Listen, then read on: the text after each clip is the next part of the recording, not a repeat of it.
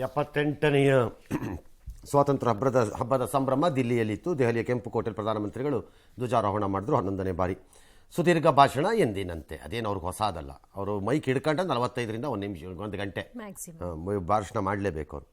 ಏಕರೂಪ ನಾಗರಿಕ ಸಮಿತಿಯನ್ನು ಅವರು ಜಾತ್ಯತೀತ ನಾಗರಿಕ ಸಮಿತಿ ಅಂತ ವ್ಯಾಖ್ಯಾನಿಸಿದ್ರು. ಒಂದು ದೇಶ ಒಂದು ಚುನಾವಣೆಯನ್ನು ಮತ್ತೆ ಪ್ರತಿಪಾದಿಸಿದ್ರು. ಇನ್ನು ಎಷ್ಟೆಷ್ಟೋ ವಿಚಾರ ಮಾತಾಡಿದ್ರಲ್ಲಿ ವಯನಾಡು ಎಲ್ಲ ಪ್ರಸ್ತಾಪ ಆಯಿತು. ಒಂದು 6-7 ಸಾವಿರ ಜನ ವಿಶೇಷ ಆಹ್ವಾನಿತರಿದ್ದರು.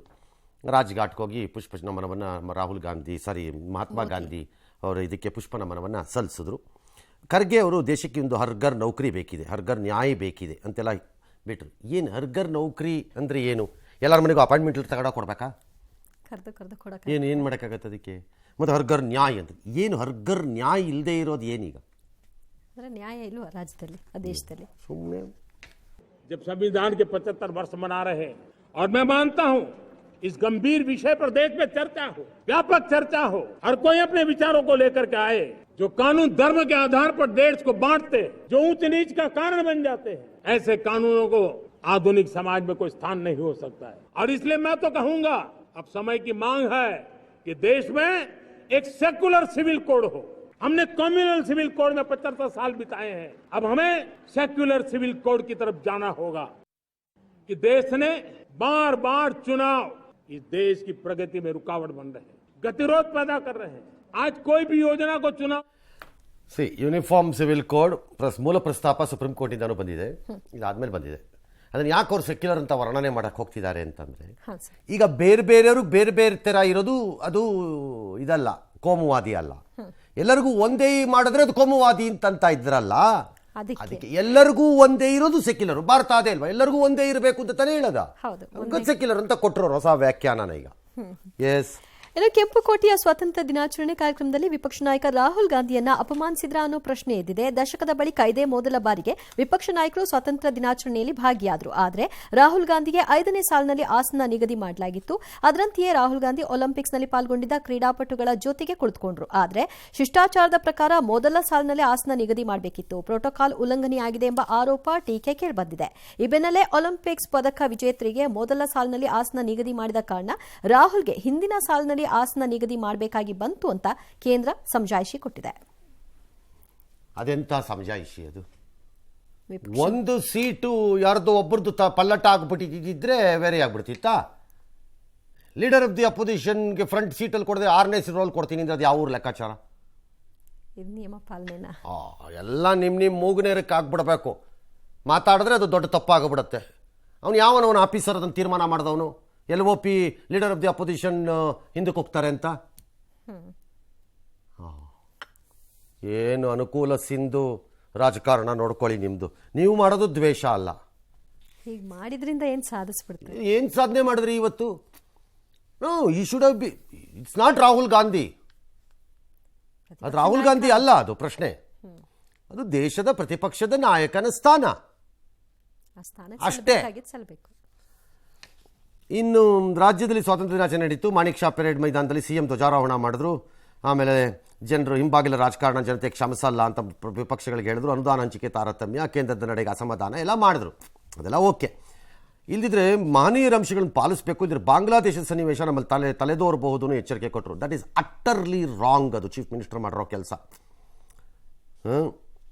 ಅಟ್ಟರ್ಲಿ ರಾಂಗ್. ಅದು ನನ್ನ ಪ್ರಕಾರದಲ್ಲಿ ಆ ಭಾಷಣ ಬರೆದುಕೊಟ್ಟವ್ರಿಗೆ, ಅದು ಚೀಫ್ ಮಿನಿಸ್ಟರ್ ಬರ್ಕೊಂಡಿರಲ್ಲ, ಅದು ಬರೆದುಕೊಟ್ಟ ಭಾಷಣ ಬರ್ಕೊಂಡವ್ರು ನೋಟಿಸ್ ಕೊಡಬೇಕು. ಸಾಂವಿಧಾನಿಕ ಹುದ್ದೆಯಲ್ಲಿದ್ದವರು ದೇಶದಲ್ಲಿ ಅರಾಜಕತೆ ವಿಚಾರಗಳನ್ನು ಮಾತಾಡಿದ್ರೆ ಹೇಗೆ ಹೇಗೆ ಹೇಗೆ ಅದು ಲೆಕ್ಕಾಚಾರ ನಿಮ್ಮದು? ಬಾಯಿಗೆ ಬಂದಂಗೆ ಮಾತಾಡ್ಕೊಂಡು ನಿಂತ್ಕೊಂಡ್ಬಿಡ್ತೀರಾ?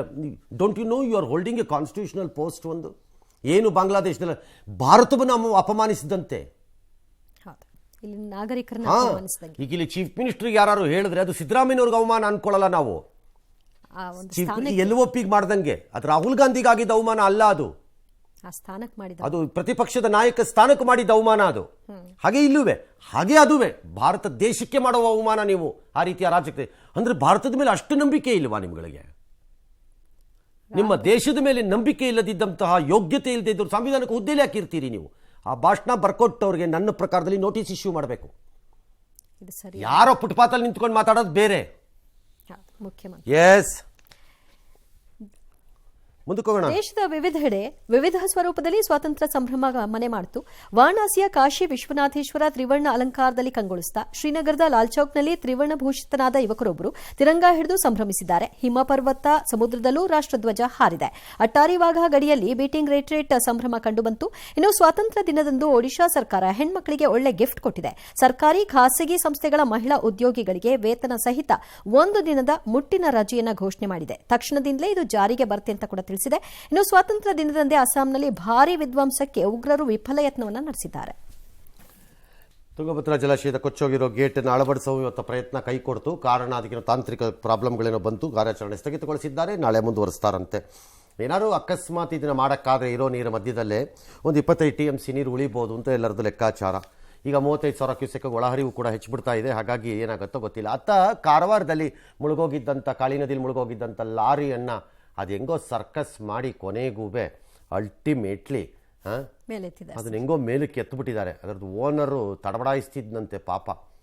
ಅಯ್ಯೋ ನನಗೆ ಎತ್ಕೊಡಿ ನನ್ನ ಲಾರಿ ಹೋಗ್ಬಿಡುತ್ತೆ ಅಂತ.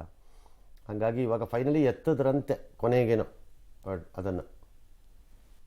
ರಾಜ್ಯದ ವಿವಿಧೆಡೆ ಮಳೆ ಅಬ್ಬರ ಮುಂದುವರೆದಿದೆ. ವಿಜಯನಗರ ಜಿಲ್ಲೆಯ ನಾಗಲಾಪುರ ಬ್ಯಾಲಕುಂದ್ರಿ ಸೇತುವೆ ಮುಳುಗಡೆಯಾಗಿದೆ. ಹೀಗಾಗಿ 5 ಹಳ್ಳಿಗಳಿಗೆ ಸಂಪರ್ಕ ಕಡಿತವಾಗಿದೆ. ರಾಜ್ಯದಲ್ಲಿ 2 ದಿನ ಭಾರೀ ಮಳೆಯಾಗುವ ಮುನ್ಸೂಚನೆಯನ್ನು ಹವಾಮಾನ ಇಲಾಖೆ ಕೊಡ್ತಾ ಇದೆ. ಶಿವಮೊಗ್ಗ, ಚಿಕ್ಕಮಗಳೂರು, ಚಿತ್ರದುರ್ಗ, ದಾವಣಗೆರೆ ಜಿಲ್ಲೆಗಳಲ್ಲಿ ಆರೆಂಜ್ ಅಲರ್ಟ್ ಕೊಟ್ಟಿದ್ದಾರೆ. ಈ ಮಧ್ಯೆ ವರಮಹಾಲಕ್ಷ್ಮಿ ಹಬ್ಬಕ್ಕೂ ಕೂಡ ಜನ ಉತ್ಸಾಹದಿಂದ ತಯಾರಿಯನ್ನ ಮಾಡಿಕೊಳ್ತಿದ್ದಾರೆ. ವರಮಹಾಲಕ್ಷ್ಮಿ ಹಬ್ಬದ ಬೆಲೆಗಳೆಲ್ಲ ವಿಪರೀತವಾಗಿದೆ. ಆದರೆ ಜನ ಮಾತ್ರ ಅಷ್ಟೇ ದುಪ್ಪಟ್ಟು 3 ಪಟ್ಟು 4 ಪಟ್ಟು ಜನ ಇದ್ದಾರಂತೆ ಮಾರುಕಟ್ಟೆಯಲ್ಲಿ. ಒಮ್ಮೆ ನನಗೆ ಕನ್ಫ್ಯೂಷನ್ನು, ಯಾಕೆ ಸರ್ ಈ ಬೆಲೆ, ಹಬ್ಬ, ಜನ ಇದೆಲ್ಲ ನೋಡಿದಾಗ ಬಡತನ ಶ್ರೀಮಂತಿಕೆಗಳ ವ್ಯಾಖ್ಯಾನಗಳನ್ನು ಹೇಗೆ ಮಾಡೋದು ಅಂತ ಡೌಟ್ ಬರುತ್ತೆ ನನಗೊಂದೊಂದು ಸರ್ತಿ. ಹೌದು, ಅನುಮಾನ ಬರುತ್ತೆ. ಅಲ್ಲಿ ಹೋದವರೆಲ್ಲ ಶ್ರೀಮಂತರು ಅಂತ ನಾನು ಹೇಳಿಲ್ಲ. ಹೌದು, ಆ ಅನುಮಾನಗಳು ಬರುತ್ತೆ ಒಂದೊಂದು ಸರ್ತಿ. ಯಾಕಂದರೆ ನಾವು ಮಾತಾಡೋದು ಹೇಗೆ ಮಾತಾಡ್ತೀವಿ ಅಂತಂದರೆ 1,000 ರೂಪಾಯಿ, 2,000 ರೂಪಾಯಿ ಅಥವಾ ಎಷ್ಟೋ ಒಂದು KG ಅಕ್ಕಿ, ಅದರಿಂದ ಬಡತನ ನಿರ್ಮೂಲನೆ ಅಂತ ಮಾತಾಡ್ತಾರೆ ಇವರುಗಳು. ಭಾಳ ವಿಚಿತ್ರ. ಏನೋ ಕೋಲ್ಕತ್ತಾ ಯುವ ವೈದ್ಯ ಅತ್ಯಾಚಾರ ಘಟನೆ ಖಂಡಿಸಿ ಸ್ವಾತಂತ್ರ್ಯ ಬಂದ ಮಧ್ಯರಾತ್ರಿ ಮಹಿಳೆಯರು ಪ್ರತಿಭಟನೆ ನಡೆಸಿದ್ರು, ನುಗ್ಗಿದ್ರು, ಎಮರ್ಜೆನ್ಸಿ ವಾರ್ಡ್ಗೆ ಎಲ್ಲ ಒಡೆದು ಧ್ವಂಸ ಮಾಡಾಕಿದ್ದಾರೆ. ಪೊಲೀಸರು ಲಾಠಿ ಚಾರ್ಜ್ ಮಾಡಿದ್ರು, ಅಶ್ರುವಾಯು ಪ್ರಯೋಗ ಮಾಡಿದ್ರು, ಎಲ್ಲ ಆಯಿತು ಗಲಾಟೆ. 9 ಮಂದಿ ಪೊಲೀಸರಿಗೂ ಗಾಯ ಆಗಿದೆ. ಅವ್ರು ಬೇರೆಯವ್ರ ಜನನ್ನೆಲ್ಲ ಬಂಧಿಸಿದ್ದಾರೆ. ವಿಪರೀತ ದೌರ್ಜನ್ಯ ಎಂದಿನಂತೆ. ಮಮತಾ ಬ್ಯಾನರ್ಜಿ UPಲಾಗಲ್ವಾ, MP ಲಾಗಲ್ವಾ, ಅಲ್ಲಾಗಲ್ವಾ, ಇಲ್ಲಾಗಲ್ವಾ, ಬೇರೆ ಪಕ್ಷದವ್ರೆಲ್ಲ ಬಂದು ಸೇರ್ಕೊಂಡಿದ್ರು, ಕಳ್ಳರು ಸೇರ್ಕೊಂಡಿದ್ರು, ದರೋಡೆಕೋರರು ಸೇರ್ಕೊಂಡಿದ್ರು ಅಂತ ಹೇಳಿ ಕೈ ತೊಳ್ಕೊಂಡು ಹೋಗ್ತಾರೆ. ಅಷ್ಟೇ ಮುಗೀತು ಕತೆ.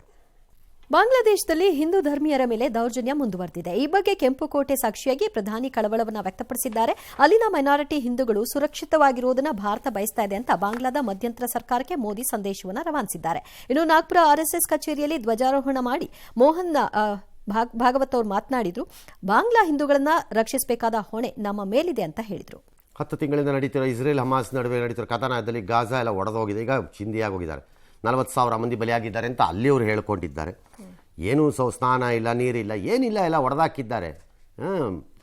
ಈಗ ಲಬಲಬೋ ಅಂತಂದರೆ ಈಗಲೂ ಗಾಜಾದ ಜನ ಹಮಾಸನ ಕ್ರೌರ್ಯವನ್ನು ಖಂಡಿಸ್ತಾ ಇಲ್ಲ. ಅವ್ರಿಗಾಗಿದ್ದು ಆಗ್ತಾ ಇರೋ ಡ್ಯಾಮೇಜ್ ಅಂತೂ ಯಾರ ಕೈಲೂ ತಡ್ಕೊಳಕ್ಕಾಗದೇ ಇರೋ ಡ್ಯಾಮೇಜ್ ಪಾಪ ಅದು. ಆದ್ರೆ ಯಾರು ಹಮಾಸ್ನ ಕ್ರೌರ್ಯ ಖಂಡಿಸಲ್ಲ ನೋಡಿ, ಒಬ್ರು ಖಂಡಿಸಲ್ಲ ಅದನ್ನ. ಅವ್ರ ಜೊತೆನೇ ಇರ್ತೀವಿ ಅನ್ನೋ ಥರ ಇರ್ತಾರೆ. ಆದ್ರೆ ಹೇಳೋದ್ ಮಾತ್ರ ಇನ್ನೊಬ್ರು ಬಂದು ನನ್ನ ಮುಟ್ಬೇಡಿ ಅಂತಾರೆ. ನೀವು ಹೋಗ್ಬಿಟ್ಟು ಬಾಂಬ್ ಹಾಕಿ ಬಂದ್ಬಿಡ್ಬೋದು, ಇನ್ನೊಬ್ರು ಬಂದಾಗ ಅದಾಗಬಾರ್ದು. ಹಿಂಗೆ ಇದು ಕತೆ. ಏನೋ ಅದಾಗಿದೆ. ಅಲ್ಲಿ ದಯನೀಯ ಪರಿಸ್ಥಿತಿ ಇದೆ ಈಗ.